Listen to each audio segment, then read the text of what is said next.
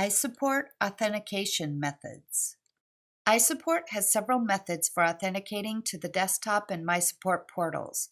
With iSupport's forms-based application login method, a username and password is set up for a support representative in their profile record. They can change their password via the Desktop Preferences option. Note that the password field in the login dialog is case-sensitive. For a customer using a mySupport portal, the username and password is set up in their customer profile record.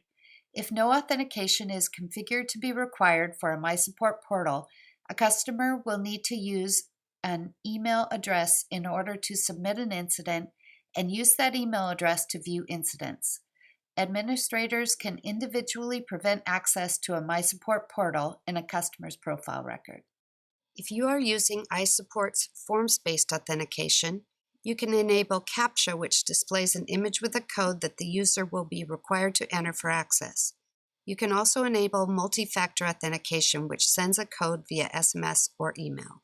Use the fields on the Login Security tab in the Administer Rep Security configuration screen to enable CAPTCHA and multi-factor authentication for support representatives.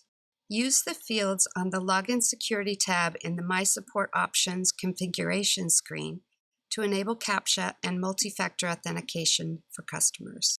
You can use the Security configuration screen to enable password security options and configure locks to prevent support representatives and customers who have exceeded a specified number of failed login attempts from logging in. Another method that you can utilize is Microsoft Windows-based authentication, which enables support representatives to bypass the login prompt for accessing the desktop. When configured, it will apply to all support representatives. To configure it, for each support representative, enter the complete Microsoft Windows username, that's domain name /username, in the login field on the Details tab in the Support Representative screen. Then complete the applicable settings in the iSupport configuration utility.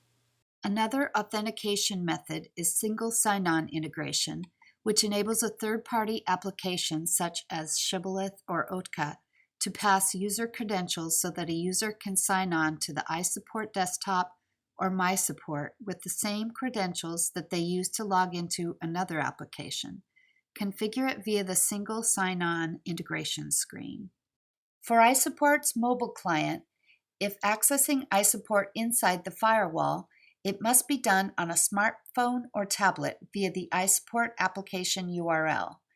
If accessing iSupport outside the firewall, ensure that the mobile desktop is installed via the iSupport setup.exe file.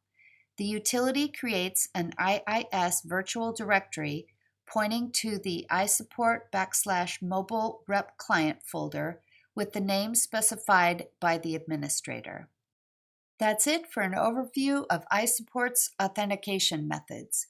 If you have any questions, be sure to consult the online help or contact customer support by email at support@isupport.com and by phone at 360-397-1099.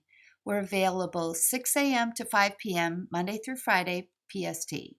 You can also go to mysupport.isupport.com, iSupport Software's technical support website, to chat with support representatives, submit and view incidents, search the knowledge base, view facts, submit ideas, and participate in the user discussion forum.